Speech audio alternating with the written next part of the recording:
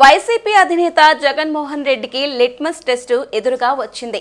అంబటి రాంబాబు లేదా పొన్నవోలు సుధాకర్ రెడ్డిలలో ఒకరిని ఎంపిక చేసుకోవాల్సిన సమయం వచ్చింది. అయితే ఇది ఏదైనా పదవి కోసమే, పార్టీ అభ్యర్థిత్వం కోసమే కాదు, జైలుకెళ్తున్న తమ పార్టీ నేతల కోసం కోర్టుల్లో వాదించే లాయర్ల పోస్టు కోసం. అంబటి రాంబాబు ఇటీవల లాయర్గా మారారు. మంచి ట్రాక్ రికార్డు కూడా సొంతం చేసుకున్నారు. తాను పోలీసులకు ఫిర్యాదులు ఇచ్చినా కేసులు పెట్టలేదని ఆయన కోర్టులో పిటిషన్లు వేశారు. పొన్నవోలు సుధాకర్ రెడ్డిని నమ్మకుండా ఆయన స్వయంగా నల్లకోటు వేసుకొని వెళ్లి హైకోర్టులో వాదించుకున్నారు.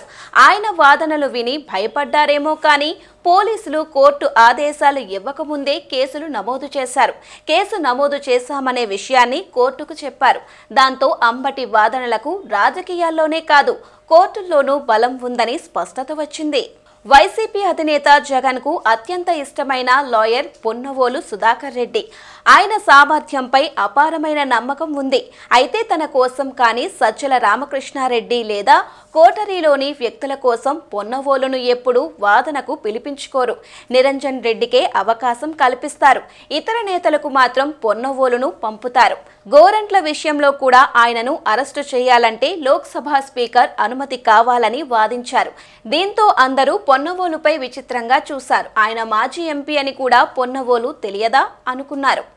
గోరంట్ల మాధవ్ను జైలుకు తరలిస్తున్న సమయంలో అంబటి రాంబాబు పోలీసులతో వాదనకు దిగారు. ఆ సమయంలో ఆయన సెక్షన్ల గురించి కూడా చెప్పారు. అంబటి వాదన పటిమను బయట పోలీసులకే చూపిస్తే ప్రయోజనం ఏముంటుంది? కోర్టు హాల్లో చూపించాలని క్యాడర్ కోరుకుంటున్నారు. పొన్నవోలుకు రిటైర్మెంట్ ప్రకటించి అంబటికి న్యాయ విభాగం బాధ్యతలు ఇవ్వాలని కోరుకుంటున్నారు.